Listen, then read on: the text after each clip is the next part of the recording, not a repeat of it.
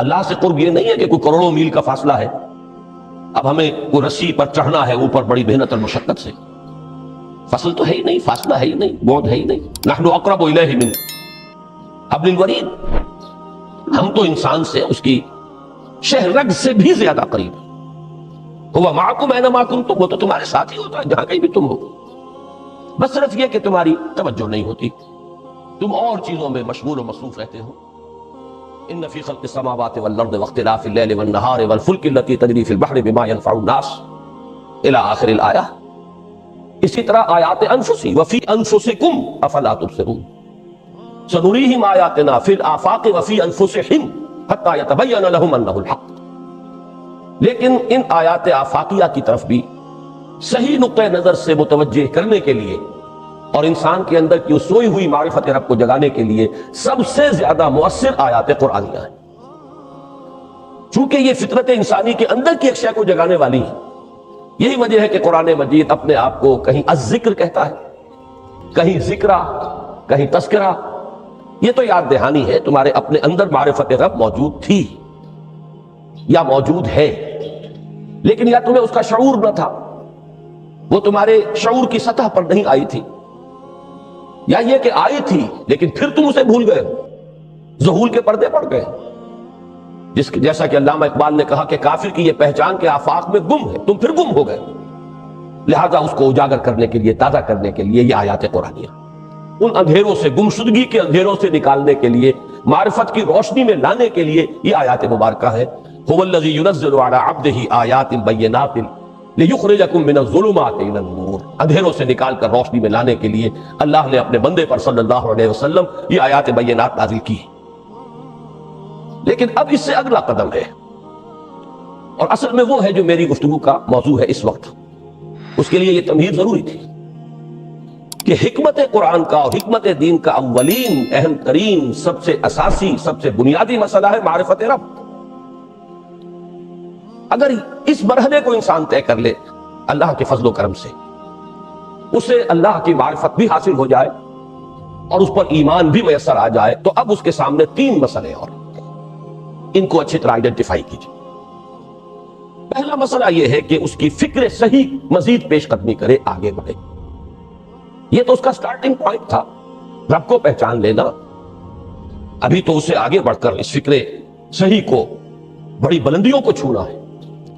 جیسے کہ کلمہ طیبہ کی تمثیل بیان کی گئی قرآن مجید میں، کَشَجَرَةٍ طَیِّبَةٍ أَصْلُهَا ثَابِتٌ وَفَرْعُهَا فِي السَّمَاءِ. تو فکر انسانی کے لیے وہ اصل ثابت، جمی ہوئی جڑ جو ہے وہ تو ہے معرفت رب. لیکن اب یہ فکر ترقی کرے گی، یہ نشو و نما پائے گی، یہ آگے بڑھے گی، اس کی شاخیں یہ آسمانوں سے بات کریں گی، آسمانوں کی بلندیوں کو چھوئیں گی. تو سب سے پہلا مسئلہ ہے فکر صحیح کی مزید پیش رفت، پیش قدمی. دوسرا مسئلہ انسان کا بہت بنیادی، عمل کی درستی، صحیح عمل. انسان اپنے نفس امارہ سے مغلوب ہو کر یا جذبات کی رو میں بہہ کر یا ماحول کے اثرات سے مرعوب ہو کر وہ کسی غلط رخ پر نہ پڑ جائے، تو اس کے عمل کو درست رکھنے کے لیے کوئی اسے سہارا درکار. اور تیسری ضرورت اس کی، یہ میرے نزدیک اس دور میں سب سے زیادہ نگاہوں سے اوجھل ہو چکی ہے، یہاں تک کہ ہمارے بہت سے دینی حلقے بھی، خاص طور پر جو ریلیجس ایکٹیوسٹ شمار ہوتے ہیں، جو دین کی احیائی جد و جہد میں مصروف نظر آتے ہیں، تجدید دین، احیاء دین، غلبہ دین، اقامت دین، ان کی بھی ایک بہت بڑی محرومی ہے کہ وہ ایک تیسرے گوشے کو تقریباً نظر انداز کر رہے ہیں، اور وہ ہے روحانی ترقی.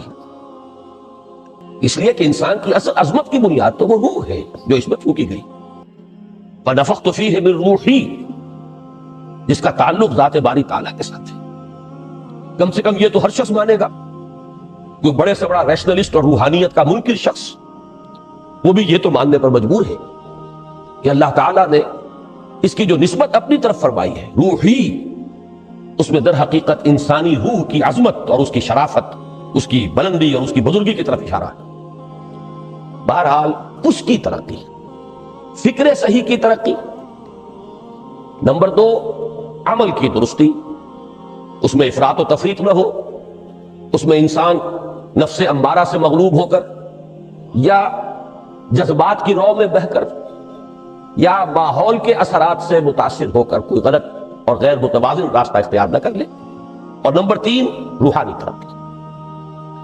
اب ان میں سے پہلی چیز کو لیجئے، فکر صحیح کے مزید ارتقاء اور اس کی مزید پیش قدمی کے لیے قرآن حکیم نے بھی سورہ آل عمران کے آخری رکوع میں ذکر کو سب سے پہلے اور سب سے اہم عامل کی حیثیت سے شمار کیا. چنانچہ اس کی پہلی آیت جو ہے سورہ آل عمران کے آخری رکوع کی، اس میں تو وہی مضمون جو میں بیان کر چکا وہ آیا ہے، ان فی خلق السماوات والارض واختلاف اللیل والنہار لآیات لأولی الالباب.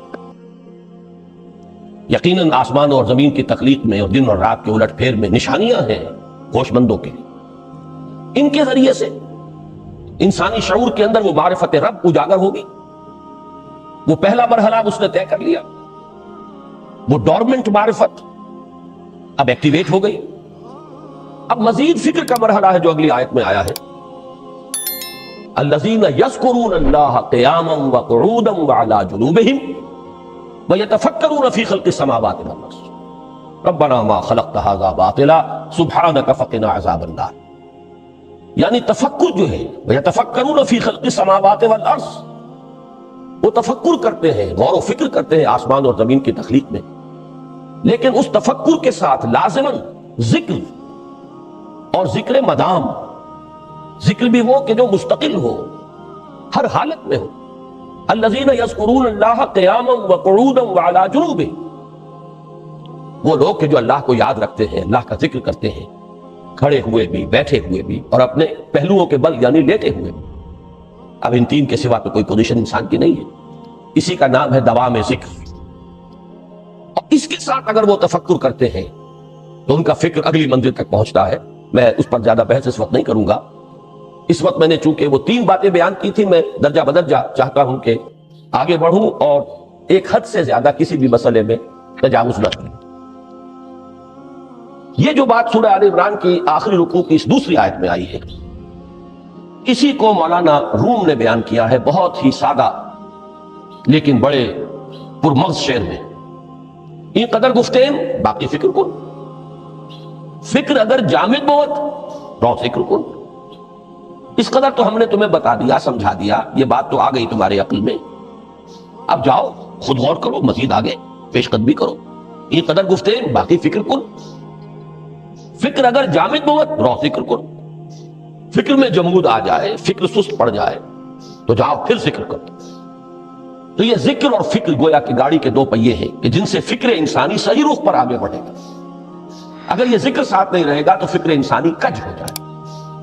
تاثریہ میرا دیوار کج. پھر وہ فکر جو ہے وہ بلندی کو کتنے ہی پہنچ جائے لیکن وہ ٹیڑھی بلندی ہوگی، وہ صراط مستقیم پر پیش قدمی کرنے والا فکر نہیں ہوگا.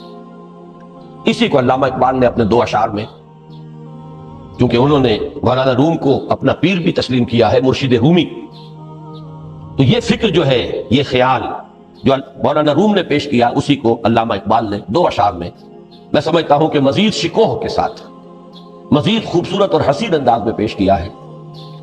جز بقرآن زے غمی روباہی است، فقر قرآن اصل شاہ شاہی است.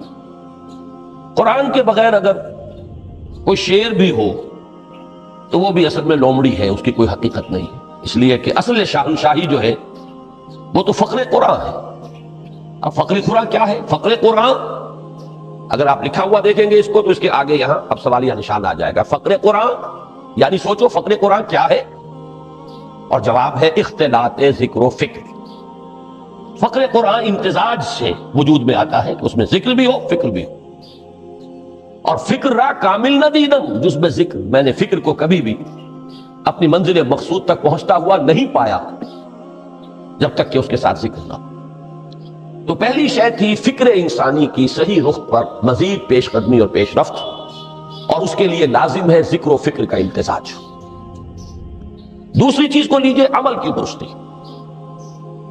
اس عمل کی درستی کے لیے اللہ تعالیٰ کے ساتھ ایک گہرے تعلق کی ضرورت ہے. اس لیے کہ صبر کی بحث میں یہ مضامین شاید آپ کے سامنے آ گئے ہو کہ صبر جہاں مصیبت پر صبر ہوتا ہے، تکلیف پر صبر ہوتا ہے، اللہ کے احکام پر جمنا یہ بھی صبر ہے، نفس کی خواہشات کی باغ کو تھام کر رکھنا، کھینچ کر رکھنا یہ بھی صبر ہے، اور استقامت کسی شے پر قائم رہنا یہ بھی صبر ہے۔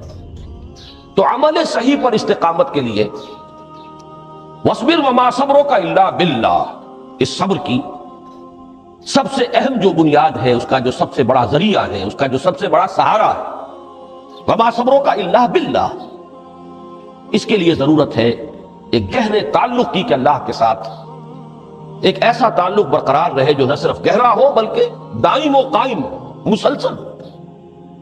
ذرا ذہول ہوگا تعلق مع اللہ میں، ذرا کمی آئے گی، شیطان کا وار کاری ہو جائے گا۔ اسی کو حضور نے حدیث میں یوں تعبیر کیا ہے تمثیلاً کہ جو دل اللہ کی یاد سے غافل ہے اس پر، فارسی کا وہ مقولہ بھی ہے کہ خانہ خالی را دیو بھی گرت، گھر خالی رہے تو جنات اس پر دیو جو ہے آ کر قبضہ جما لیتے ہیں۔ تو خانہ قلب جو ہے اگر یاد خدا بندی سے خالی ہو گیا تو شیطان ابلیس لعین اپنی تھوتنی ٹکا دیتا ہے۔ یہ لفظ آتا ہے سور کے منہ کے لیے تھوتنی، جس طرح اس کا نکلا ہوا سا منہ ہوتا ہے آگے، تو یہ لفظ استعمال کیا گیا کہ وہ اپنی تھوتنی انسان کے دل پر جما کر اور پھوکے مارنی شروع کر دیتا ہے۔ تو شیطان کو موقع ہی تب ملتا ہے جب انسان کے تعلق مع اللہ کے اندر کمی، وہ خانہ بالکل خالی ہو گیا ہو یا اتنا ضعیف ہو گیا ہو کہ کل عدم ہو جائے، گویا کہ نہیں۔ تیسری چیز کی طرف آئیے، روحانی ترقی۔ روحانی ترقی کے لیے میں ایک اصطلاح کے سامنے لا رہا ہوں، اس سے مراد کیا ہے؟ روحانی ترقی کے لیے ہماری دینی اصطلاح ہے تقرب الی اللہ، اللہ سے قریب تر ہوتے چلے جانا۔ اس پر میرا کتاب چھپی ہے، تقرب الی اللہ کے دو مدارج، دو درجے، جو در حقیقت ایک حدیث نبوی علیہ الصلوۃ والسلام بھی پر مبنی ہے کہ حضور نے ایک درجہ قرار دیا ہے تقرب بالفرائض، فرائض کے ذریعے سے انسان اللہ کے قرب حاصل کرے۔ ایک ہے تقرب بالنوافل، نوافل کے ذریعے سے اللہ کا قرب حاصل کرے۔ ان میں کیا نسبت و تناسب ہے، اہمیت کے اعتبار سے کون بڑھ کر ہے، بلندی کے اعتبار سے کون بڑھ کر ہے، یہ تمام مسائل میں نے اپنی اس تقریر میں بیان کیے تھے جو اس کتاب سے شائع ہوئی ہے۔ اس وقت میں اس کی تفصیل میں نہیں جا رہا، صرف یہ تذکرہ اس لیے کر رہا ہوں کہ جن کو بھی خواہش ہو جائے وہ اس کا مطالعہ کرے۔ ہماری اس وقت کی گفتگو سے وہ کتابچہ اس جگہ پر منسلک ہوگا۔ تو تقرب الی اللہ، یہ تقرب کوئی فزیکل فینومینن نہیں ہے، جسمانی یا مادی مسئلہ نہیں ہے۔ تم ہماری طرف دھیان ہی نہیں دیتے، تم ہماری طرف متوجہ ہی نہیں ہوتے، ہم تو مائل بے کرم ہے، کوئی سائل ہی نہیں، راہ دکھلائیں کسی رہنمے منزل ہی نہیں۔ انسان جب متوجہ ہو جاتا ہے اور بڑھتا ہے، آگے پیش قدمی کرتا ہے روحانی اعتبار سے، تو یہ ہے در حقیقت تقرب الی اللہ، اور اسی کو ہم کہیں گے روحانی ترقی۔ اب ان تین چیزوں کو اگر آپ نے ذہن میں جما لیا، پھر میری بات کی ترکیب اس کو ذہن میں قائم کیجئے۔ ہم چلے کہاں سے؟ کہ دین کے ساتھ اصل مناسبت فلسفے کی نہیں، حکمت کی۔ نمبر 2، حکمت قرآنی کا پہلا اور اہم ترین اور بنیادی مسئلہ معرفت رب کا حصول ہے۔ اس کا نتیجہ شکر خدا بندی، اس کا ذریعہ آیات آفاقی، آیات انفسی، اور سب سے بڑھ کر آیات قرآنیہ ہیں جو الذکر ہے، جو تذکرہ ہے، جو ذکر ہے۔ لیکن اس پہلے مرحلے کو اگر کوئی انسان بفضل ہی تعالی، اللہ کے فضل و کرم سے طے کر لے، اب اس کے سامنے تین مسئلے، فکر کی مزید پیش رفت، مزید پیش قدمی صحیح رخ پر، اس کے لیے ذکر اور فکر دونوں کا امتزاج لازمی۔ فقر قرآن اختلاط ذکر و فکر، الذین یذکرون اللہ قیاما وقعودا وعلی جنوبہم ویتفکرون فی خلق السماوات والارض۔ دوسری شے عمل کا درست رہنا، نہ افراط و تفریط ہو، عدم توازن ہو، نہ انسان نفس سے مغلوب ہو جائے، نہ انسان جذبات کی رو میں اندھا ہو جائے، نہ انسان ماحول سے مرعوب ہو کر متاثر ہو جائے، صحیح رخ پر اس کا عمل۔ نمبر 3، روحانی ترقی، جو اصل حاصل ہے۔ جو اصل مقصود ہے. نمبر 2 چیز کے لیے تعلق مع اللہ ضروری، نمبر 3 کے لیے تقرب الی اللہ. اب غور کیجئے، ان تینوں چیزوں کا بڑا گہرا تعلق ہے نماز کے ساتھ. ان تینوں کے لیے ستون کی حیثیت نماز کو ہے. لہذا ایمان کے بعد یا معرفت رب کے بعد حکمت دین کا اہم ترین مسئلہ نماز، صلاۃ. اس لیے کہ ایک طرف یہ انسان کو اللہ کے ساتھ ایک گہرے تعلق کا ذریعہ فراہم کرتی ہے. اپنے تمام مصروفیات میں سے ان مشغولیتوں میں جن میں گم ہونے کا خدشہ ہوتا ہے نکلو.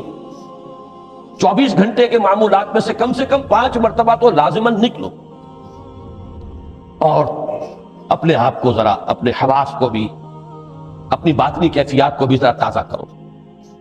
اگر کوئی گندگی، نجاست، کسی طرح کی ناپاکی کا کوئی معاملہ ہے، طہارت حاصل. طہارت سے تمہارے اندر روح کو بھی بالندگی ہوگی، تمہارے حواس بھی تازہ ہوں گے. تم گویا کہ بحیثیت کل تمہاری ہستی چاقو چوبند ہو جائے گی. وہ کسل، وہ سستیاں، وہ جو ایک کثافتیں ہوتی ہیں، ان سب سے نجات حاصل کرو اور آپ اپنے رب کے حضور میں کھڑے ہو جاؤ. اس کے ساتھ اپنا عہد بھی تازہ کرو، اس کی اہم صفات کو بھی اپنے ذہن میں پھر مستحضر کرو. یہی وجہ ہے، دیکھیے میں نے جو آیات آپ کو شروع میں سنائی تھی، سورہ لقمان کی 2 آیتیں. پہلی آیت میں اس کا ترجمہ کر چکا. دوسری آیت وَلَقَدْ وَإِذْ قَالَ لُقْمَانُ لِابْنِهِ وَهُوَ يَعِظُهُ يَا بُنَيَّ لَا تُشْرِكْ بِاللَّهِ إِنَّ الشِّرْكَ لَظُلْمٌ عَظِيمٌ.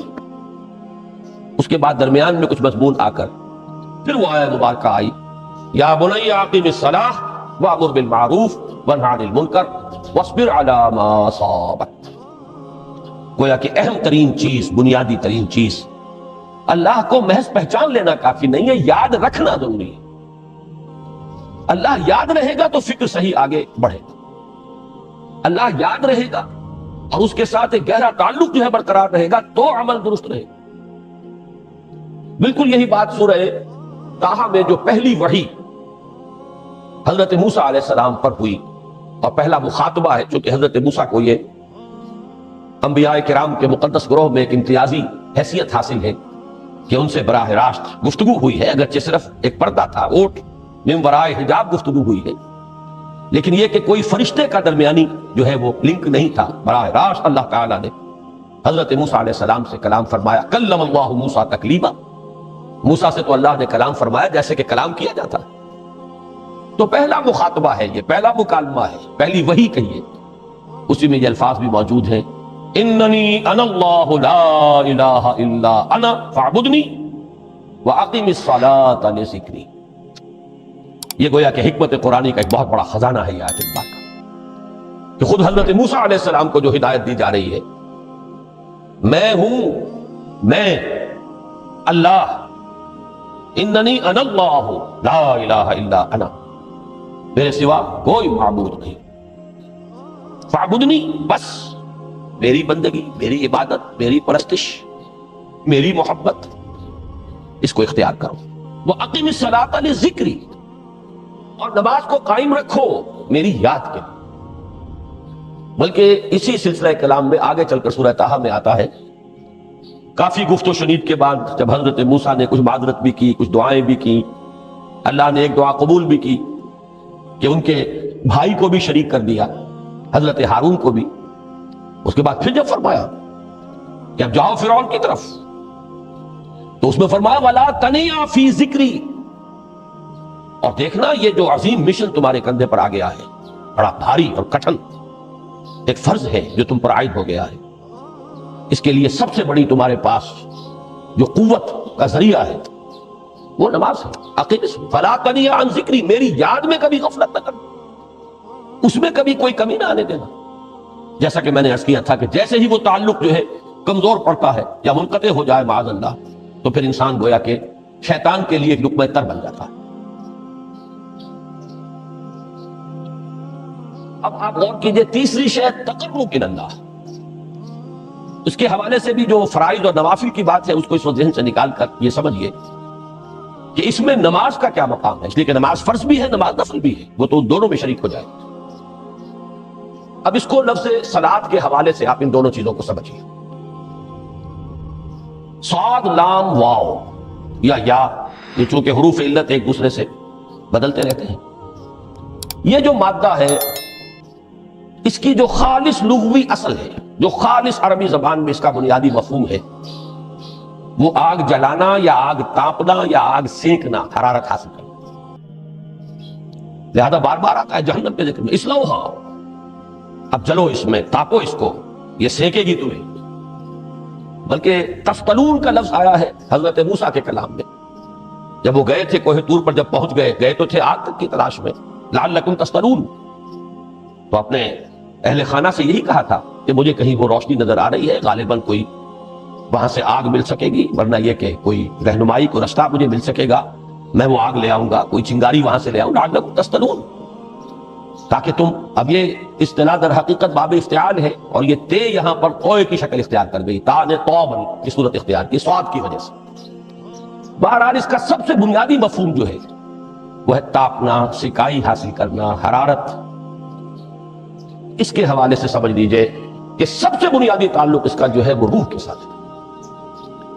روح میں محبت خداوندی کی آگ اگر ٹھنڈی پڑ گئی ہو، اگر محبت خداوندی کی حرارت میں کمی ہو گئی تو اس کو اثر نو، جس کو کہ میں آج سوچ رہا تھا تو ایک لفظ ذہن میں آیا کہ جیسے بیٹری اس کو ریچارج کیا جاتا ہے، اسی طریقے سے روح کے اندر محبت خداوندی کی اس حرارت کو اثر نو تازہ کرنا، یہ ہے در حقیقت نماز کا اصل مقصد۔ اس لیے کہ اس لفظ کا بنیادی مفہوم، اصل لغوی مفہوم تو یہ، اگرچہ اس کا سب سے زیادہ کثرت سے جو استعمال ہوتا ہے، اور لفظ صلاۃ جس سے در حقیقت جس تصور پر مبنی ہے وہ ہے اقدام، کسی کی طرف متوجہ ہونا اور پھر دعا۔ صلاۃ کا سب سے قریبی مفہوم لفظی جب بیان کیا جائے گا، اس سے مراد، اس کے معنی، تو دعا اس میں اہم ترین، کسی کی طرف توجہ کرنا، مناجات کرنا، گفتگو کرنا، مخاطبہ، مکالمہ، دعا، یہ در حقیقت صلاۃ کا سب سے بڑا اصطلاحی مفہوم ہے۔ لیکن جو اس کا مادہ ہے، صاد لام واو یا صاد لام یا، اس کا اصل مفہوم جو ہے وہ تاپنا، حرارت حاصل کرنا۔ تو ان دونوں کے حوالے سے عرض کر رہا ہوں، وہ تاپنا اور حرارت حاصل کرنا وہ ہے روح کے اعتبار سے۔ وہ جو کہا اقبال نے کہ مجھے عشق کی آگ اندھیر ہے، مسلمان نہیں راہ کا ڈھیر۔ یہ عشق کی آگ جب بجھ جاتی ہے، در حقیقت یہی تو انسان کی روحانی موت ہے۔ جب یہ نہ رہے تو چاہے منطق میں بہت انسان ماہر ہو، مجھے اقبال کا ایک شعر یاد آیا تقابل کرتے ہوئے، ایک انسان محکوم اور ایک انسان حر، آزاد انسان، ان کی نفسیات میں جو بنیادی فرق علامہ اقبال نے مختلف مواقع پر بیان کیے ہیں۔ محکوم ہے بیگانہ اخلاص و مروت، ہر چند کے منطق کی دلیلوں میں ہے چالاک۔ تو منطق کی دلیلوں میں انسان چالاک ہو جائے اور وہ لغت ہائے حجازی کا وہ ایک خزانہ بن جائے، اسے تمام الفاظ کے معنی یاد ہو، وہ بڑے مسائل فقہ کے اسے ازبر ہو، جزیات، بے انتہا جزیات جو ہے وہ مستحضر ہو، فلسفے کے بڑے بڑے مسئلے اس نے حل کر لیے ہوں، لیکن اگر روح میں وہ اللہ کی محبت کی آگ نہیں ہے، وہ تپش نہیں، مجھے عشق کی آگ اندھیر ہے، مسلمان نہیں راہ کا ڈھیر۔ اسی کے حوالے سے آج مجھے یاد آیا تھا کہ وہ جو بڑی سادہ سی ایک نظم ہے، اللہ تعالیٰ سے دعا، یا رب دل مسلم کو وہ زندہ تمنا دے، اس میں بھی جو الفاظ آئے ہیں، جو روح کو گرما دے اور قلب کو تڑپا دے، یہ ہے اصل جو مقصود ہے نماز کی۔ اور یہی وہ چیز ہے جیسا کہ میں نے عرض کیا تھا کہ نگاہوں سے اوجھل، یہ پہلو سامنے ہے ہی نہیں، دوسرا پہلو سامنے ہے، اور وہ بھی میرے نزدیک بہت اہم ہے، بہت بنیادی ہے، اس میں کوئی شک نہیں، لیکن یہ ہے بلند ترین منزل کہ تقرب الی اللہ، اس کے لیے در حقیقت یہ کس لیے درکار ہے؟ روح کے اندر عشق کی حرارت اور گرمی تازہ ہوتا ہے۔ بسا اوقات یہ اندر دب جاتی ہے، جیسے انگارہ ہوتا ہے آگ کا، اس کے اوپر خاک اور راکھ آ جاتی ہے، اندر کچھ ہوتی ہے، آگ دبی ہوئی سمجھ، آگ بجھی ہوئی نہ جان، اس دبی ہوئی آگ کو پھر ایک شعلہ بنانا، پھر اس کے اندر ایک حیات تازہ پیدا کرنا، یہ ہے نماز کا اہم ترین اور بلند ترین مقصد۔ لیکن اس کے ساتھ ہی اس نماز میں ذکر ہونا اس کا، یہ ذکر ہے. اور ذکر کی جب میں فہرست بیان کیا کرتا ہوں بہت سے حضرات کے سامنے ہوگا کہ ذکر کا در حقیقت مفہوم ہے استحضار اللہ فی القلب. ہمارے ہاں غلطی سے جو ذرائع ذکر ہے انہیں ذکر قرار دے دیا گیا ہے. نماز ذکر نہیں ہے، نماز ذکر کا ذریعہ ہے. اقیم الصلاۃ لذکری، نماز قائم کرو میرے ذکر کے لیے. یہ اللہ اللہ کہنا یا ادعیاء معصورہ جو حضور صلی اللہ علیہ وسلم کی مسنون دعائیں ہیں، انہیں اپنے تمام معمولات دنیاوی کے ساتھ ساتھ ان دعاؤں کو بھی انسان پڑھتا رہے، اللہ سے دعا کرتا رہے، یہ تمام ذرائع ذکر ہیں. سبحان اللہ الحمدللہ الحمدللہ، اس کا آپ ورد کیجئے، یہ بھی ذریعہ ذکر ہے. حقیقت میں ذکر ہے استحضار اللہ فی القلب، اللہ کو دل میں لے آنا، اللہ کو دل میں حاضر کر لینا. اصل میں تو ترجمہ ہوگا، لیکن حاضر جاننا، یہ کیفیت جو ہے انسان کو حاصل ہو جائے. اب اس کے حوالے سے ذرا بات سمجھیے کہ ایک تو میں عرض کر چکا ہوں مجسم ذکر تو قرآن ہے، لہذا ذکر کی فہرست جب آپ کریں گے ذرائع ذکر تو ان میں سب سے پہلے قرآن ہے، اس لیے کہ وہ ہماری حکمت کے پہلے مسئلے کو حل کر رہا ہے، بنیادی مسئلہ، اہم ترین مسئلہ. دوسرے نمبر پر ذکر جو ہے، اب اس کے لیے کچھ اصطلاحات جو میرے مختلف دروس میں شاید آپ کے سامنے بعد میں آئیں یا پہلی آ چکی ہوں، ان کے حوالے سے میری بات سمجھیے. ایک ذکر غیابی ہے، تھرڈ پرسن میں، صیغہ غائب میں اللہ کی یاد کرنا. اللہ اکبر اللہ اکبر اللہ اکبر. ابھی اللہ اکبر جو ہے یہ جملہ ہے اسمیہ خبریہ ہے، ایک حقیقت کی تکرار آپ کر رہے ہیں، اللہ سب سے بڑا ہے، اللہ سب سے بڑا ہے. سبحان اللہ سبحان اللہ سبحان اللہ، یہ در حقیقت ذکر غیابی ہے کہ آپ اس میں مخاطب نہیں ہے اللہ سے. ایک ذکر خطابی کہیں یا ذکر حضوری کہیں، جس میں مکالمہ ہوتا، جس میں گفتگو ہوتی. تو نماز در حقیقت ذکر حضوری اور ذکر خطابی کی بلند ترین شکل. اس لیے میں نے عرض کیا تھا کہ نماز کے لفظ یا صلاۃ کے لفظ، یہ اصطلاحی معنی جو اکثر و بیشتر کیے جاتے ہیں وہ ہے دعا. اور دعا میں ہوتا کیا ہے؟ مکالمہ ہے، مخاطب، اے اللہ، اے میرے رب، اے پروردگار. پھر یہ کہ اس میں اقدام اور کسی کی طرف متوجہ ہونا. یہی وجہ ہے کہ افتتاح صلاۃ، نماز کو شروع کرنے کے لیے، ایک تو وہ الفاظ جو قرآن مجید میں آئے ہیں، انی وجہت وجہی للذی فطر السماوات والارض حنیفا وما انا من المشرکین. یہ ہے توجہ کا ارتکاز، بشرطے کہ یہ صرف الفاظ ہی نہ نکل رہے ہوں، واقعتاً یہ تعبیر ہو اس وقت کی انسان کی نفسیاتی کیفیت کی، کہ شعوری طور پر وہ فیصلہ کرتا ہے کہ میں منقطع ہو رہا ہوں، ہر چہار طرف سے اپنی توجہ کو ہٹا کر، ہر مسئلے سے اپنے آپ کو خالی ذہن کر کے، یعنی ظاہری اور باطنی دونوں اعتبار سے میں اپنی توجہ کا ارتکاز کر رہا ہوں اس ذات کی طرف جس نے آسمانوں اور زمین کو پیدا کیا، اور بالکل یکسو ہو کر رہا ہوں. انی وجہت وجہی للذی فطر السماوات والارض حنیفا وما انا من المشرکین.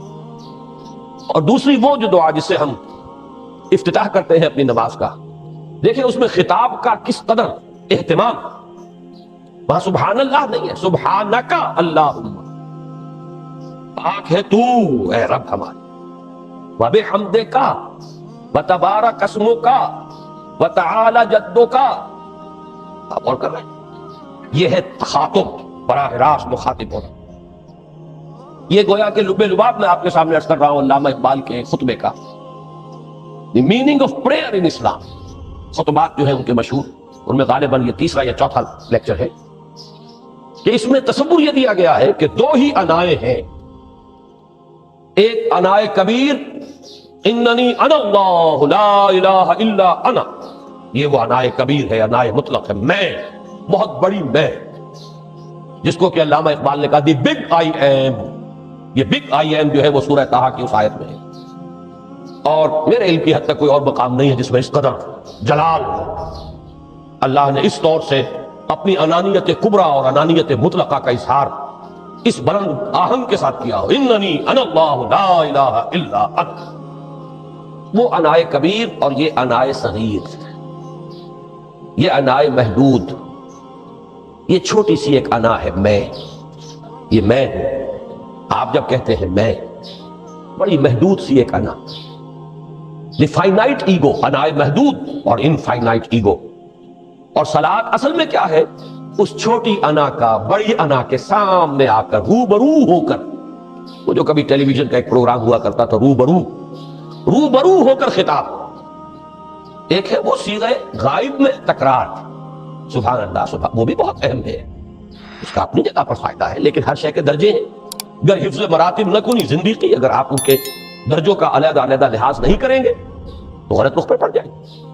تو یہ جو دو ذکر خطابی یا ذکر حضوری، نماز اصل میں اس کی بلند ترین شکل ہے. یہی وجہ ہے کہ سبحانک اللہم وبحمدک وتبارک اسمک وتعالی جدک ولا الہ غیرک، اس کا کی جس قدر تکرار یہاں پر ہے، آپ نے غور کیا اس میں خطاب ہے. یا پھر یہ کہ یہ کا کی اس طرح کی تکرار آپ کو دعائے قنوت میں ملے گی. اللہم انا نستعینک ونستغفرک ونؤمن بک ونتوکل علیک ونثنی علیک الخیر ونشکرک ولا نکفرک. اب یہ جو ہے یہ در حقیقت خطاب کا اندازہ ہے کہ براہ راست گفتگو ہو رہی. تو سب سے پہلی بات تو یہ ہوئی کہ ذکر کی ایک شکل ہے ذکر غیابی، دوسری ذکر حضوری، اور ذکر حضوری یا ذکر خطابی کی بلند ترین منزل، بلند ترین اس کا ذریعہ نماز. اس کو ایک پہلو سے اور سمجھ لیجئے. سورہ فاتحہ جب پھر ہم پڑھتے ہیں، جسے الصلاۃ کہا گیا ہے، جو لب لباب ہے، خلاصہ ہے، اس میں پھر تدریجاً غیاب سے حضور کی طرف پیش قدمی ہوتی ہے. الحمدللہ رب العالمین الرحمن الرحیم مالک یوم الدین، یہ ذکر غیابی ہے، اس میں ابھی خطاب نہیں آیا. یہ وہی جملہ اسمیہ ہے، کل تعریف اس اللہ کے لیے ہے جو تمام جہانوں کا پروردگار ہے، مالک ہے، جو رحمان ہے، رحیم ہے، جزا و سزا کے دن کا مختار و مالک ہے. اب یہ غیاب سے حضور کی طرف، ایاک نعبد و ایاک نستعین اہدنا الصراط المستقیم. یہ ہے وہ. اب پہلے ایک معاہدہ ہے، ایک اقرار ہے، اعتراف ہے، وعدہ ہے، اور پھر دعا ہے، استدعا ہے. یہ ہے غیاب سے حضور کی طرف تدریجاً ارتقاء. یہی وجہ ہے، اب نوٹ کر لیجئے وہ چھوٹی سی حدیث، یہ بھولنی نہیں چاہیے. الصلاۃ معراج المومنین، اس لیے کہ مخاطبہ الہی براہ راست حضور کو جو حاصل ہوا وہ معراج میں ہوا. التحیات کا مکالمہ وہی ہوا. لہذا اس کو نوٹ کر لیجئے کہ باقی جو وحی ہوئی ہے حضرت جبرائیل کے ذریعے سے ہوئی ہے، یا کوئی الہام ہوا ہے، حضور کے قلب مبارک پر کوئی شے القاء کی گئی ہے، تو وہ دوسری نوعیت کی وحی ہے. وہ جو مخاطبہ حضرت موسیٰ علیہ السلام کو وہ اس دنیا ہی میں حاصل ہوا ہے، کوہ طور کی بلندیوں پر، یہی ان کی امتیازی شان ہے، کلم اللہ موسیٰ تکلیما. یہ براہ راست مخاطبہ جو ہے یہ حضور صلی اللہ علیہ وسلم کو معراج کی شب یہ آپ کو حاصل ہوا، اور حضور نے اسی لیے نماز کو معراج المومنین قرار دیا، اس لیے کہ اس میں وہی براہ راست مخاطبہ اور مکالمہ اور وہی گفتگو ہے جو ہو رہی ہے. اس کے ضمن میں وہ حدیث، اب اس وقت شاید میرا وقت ختم ہونے کے قریب ہو، لیکن وہ حدیث جو اس اعتبار سے حدیث قدسی ہے، اگرچہ بعد میں اس کے جو مزید تفصیل ہے تو حضور صلی اللہ علیہ وسلم نے گویا کہ خود بیان کی ہے، لیکن مسلم شریف کی روایت ہے حضرت ابو ہریرہ رضی اللہ تعالی عنہ سے کہ حضور نے فرمایا، یقول اللہ تعالی، اللہ یہ فرماتا ہے، اسی لیے اس کو حدیث قدسی کہیں گے. قسمت الصلاۃ بینی و بین عبدی نصفین، میں نے نماز کو اپنے اور اپنے بندے کے مابین آدھا آدھا تقسیم کر دیا. اب یہاں تک تو جملہ ہے اللہ کا، یہ ہے حدیث قدسی. اب آگے جو ہے نریشن اس کی جو ہے حضور صلی اللہ علیہ وسلم کی جانب سے ہے، یعنی خبر دے رہے ہیں اللہ کی طرف سے ہی. ویسے تو تمام احادیث ہی گویا کہ ہم سمجھتے ہیں انسپائرڈ تو اللہ کی طرف سے ہی، لیکن یہ کہ جہاں صراحت ہو کہ اللہ کہتا ہے وہ حدیث قدسی. تو یقول اللہ تعالی قسمت الصلاۃ بینی و بین عبدی نصفین، یہاں تک تو حدیث قدسی. اب دوسری عام حدیث ہے، اذا قال العبد الحمد للہ رب العالمین یقول اللہ تعالی حمدنی عبدی. جب بندہ کہتا ہے الحمد للہ رب العالمین، پروردگار کہتا ہے میرے بندے نے میری حمد کی. جب بندہ کہتا ہے الرحمن الرحیم، پروردگار فرماتا ہے ثنا علی عبدی، میرے بندے نے میری ثنا کی، بڑی تعریف کی. جب بندہ کہتا ہے مالک یوم الدین، اللہ فرماتا ہے مجدنی عبدی، میرے بندے نے میری بڑی بزرگی بیان کی ہے، تمجید کی ہے. پھر جب بندہ کہتا ہے ایاک نعبد و ایاک نستعین، اللہ فرماتا ہے ھذا ما بینی و بین عبدی ولعبدی ما سأل، یہ ہے میرے اور میرے بندے کے درمیان، یہ تو معاہدہ ہے نا، معاہدے میں تو دو فریق جکڑے جاتے ہیں، بند جاتے ہیں. یہ میرے اور میرے بندے کے درمیان ہے، اور میرے بندے نے جو طلب کیا میں نے دیا، اس لیے کہ اس میں طلب بھی تو ہے. ایاک نستعین، تیری مدد چاہتے ہیں، یہ طلب ہے. اسی کی شرح ہے جو اب آخری 3 آیتیں ہیں. پروردگار ہم تیری مدد چاہتے ہیں، پروردگار ہم تیری بندگی کرتے ہیں اور کریں گے، اور تیری ہی مدد چاہتے ہیں، چاہیں گے. اگر حال میں اس کا ترجمہ کریں گے زمانہ حال کے اعتبار سے، اس لیے کہ فعل مضارع میں تو دونوں موجود ہیں، شامل ہیں، تو یہ ایک اعتراف ہے، اظہار حال ہے. اللہ کرے کہ وہ واقعتاً صحیح اظہار حال ہو، ہم واقعی اللہ کی بندگی کرتے ہوئے یہ کہیں کہ ایاک نعبد. ورنہ اگر ہماری اصل صورتحال سے وہ مطابقت نہ رکھتا ہو تو پھر تو ایک طرح کا جھوٹ ہو جائے گا، غلط بیانی ہو جائے گی.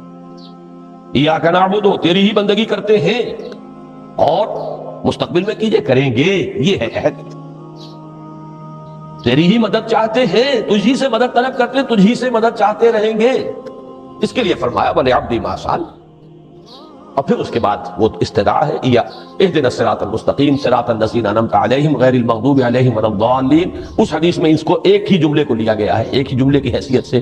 جب بندہ یہ کہتا ہے تو اللہ فرماتا ہے ھذا لعبدی ولعبدی ما سأل، یہ خالص میرے بندے کے لیے ہے. اس بندے نے ایک درخواست پیش کی ہے اور میں نے گرانٹ کی، وہ اپلیکیشن، وہ ریکویسٹ گرانٹڈ، ہم نے دے دی. ولعبدی ما سأل، یہ ہے اس کی تاثیر کا عالم. بشرطے کے معاملہ کو شعور کے ساتھ، بشرطے کے مطابقت ہو ظاہر اور باطن کی، بشرطے کے مطابقت ہو قول اور فعل کی. تو اس کا اتنا اونچا مقام ہے کہ ایک ایک جملہ ادھر ادا ہوا، ادھر اللہ کی طرف سے رسپانس مل رہی ہے. افلاک سے آتا ہے نالوں کا جواب، آخر اٹھتے ہیں حجاب، آخر کرتے ہیں خطاب. آخر یہ خطاب ہے، مخاطبہ ہے، مکالمہ ہے. یہ ہے اصل نماز. اسی لیے اسی کو کہا گیا نماز. البتہ اب اس سے آگے بڑھیے. ذکر کی ایک اور شکل بھی ہے، اور وہ ذکر عملی ہے. ایک تو ہم نے کہا اللہ اکبر، اللہ بہت بڑا ہے، سب سے بڑا ہے. یہ جیسا کہ میں نے عرض کیا، ایک اعتبار سے تو ذکر غیابی ہو گیا. دوسرے یہ کہ یہ ایک فکری لسانی ذکر ہے، ہم نے کہہ دیا. ایک ہے اسی کے ساتھ ایک عملی ڈیمانسٹریشن.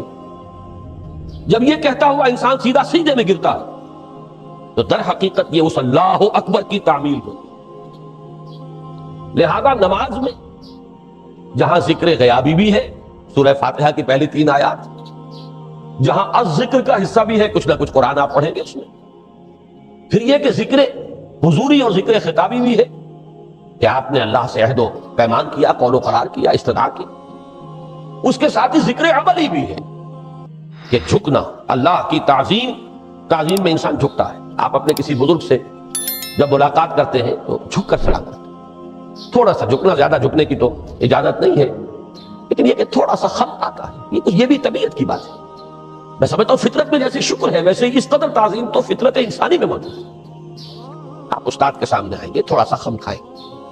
آپ اپنے کسی بڑے بزرگ رشتہ دار کے سے ملیں گے تو تھوڑا سا خم لا محالہ ہوتا ہے. یہ در حقیقت اس آپ کے فکر کی ایک عملی تعبیر، اس کا عملی مظہر ہے کہ آپ نے اس ہستی کی تعظیم کی ہے، اس کی عظمت کا اقرار اور اعتراف کیا ہے. یہی تعظیم ہے اللہ تعالیٰ کی کہ جس میں پہلا درجہ ہے رکوع، جھکے آپ، اللہ اکبر کہہ کر جھکے.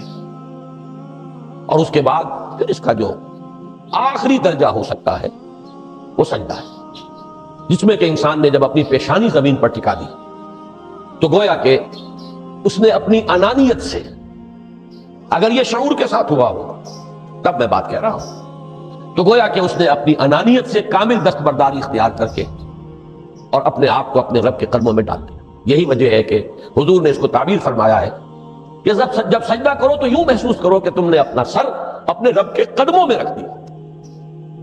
یہ کیفیت ہونی چاہیے. اور چونکہ میں نے ابھی عرض کیا کہ یہ در حقیقت انسان کی انانیت، میں، میری مرضی، میری خواہش، میری پسند، میری عقل، میری منطق، میرا چوائس، میرا اختیار، یہ سب چیزیں ہی تو در حقیقت جو ہمارے اندر ایک مضمر ہے شیطنت، اس شیطنت کا مظہر یہی تو ہے. جب اس کو انسان اپنے ہاتھوں اپنے رب کے قدموں میں رکھ دیتا ہے تو در حقیقت اسی لیے اس کو تعبیر کیا گیا کہ اقرب ما یکون العبد الی ربہ فی السجود. بندہ اپنے رب سے قریب ترین جو ہوتا ہے وہ سجدے میں ہوتا ہے، بشرطے کہ وہ سجدہ واقعی سجدہ۔ اس میں حقیقت یہ ہے کہ اقبال کا وہ شعر بڑی صحیح تعبیر ہے، وہ سجدہ روح زمین جس سے کانپ جاتی تھی، یہ ہے اصل میں تعبیر، اسی کو آج ترستے ہیں منبر و محراب۔ سجدوں پر سجدے اور رکعتوں کے ڈھیر لگ گئے ہوں، اور 17 رکعتیں پوری نماز عشاء کی انسان نے ادا کی ہوں گن گن کر، اور 17 رکعتوں میں آپ کو معلوم ہے 34 تو سجدے ہو ہی گئے، تو سجدوں پر سجدے اور رکعتوں کے ڈھیر۔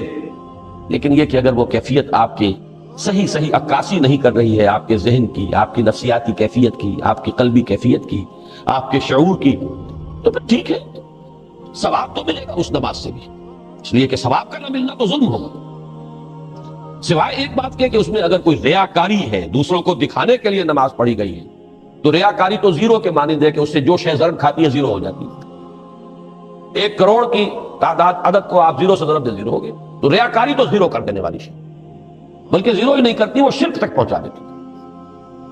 من صلی یرائی فقد اشرکا ومن صام یرائی فقد اشرکا ومن تصدق یرائی فقد اشرکا۔ جس نے دکھانے کے لیے نماز پڑھی اس نے شرک کیا، جس نے دکھانے کے لیے روزہ رکھا اس نے شرک کیا، جس نے دکھانے کے لیے صدقہ خیرات کیا اس نے شرک کیا۔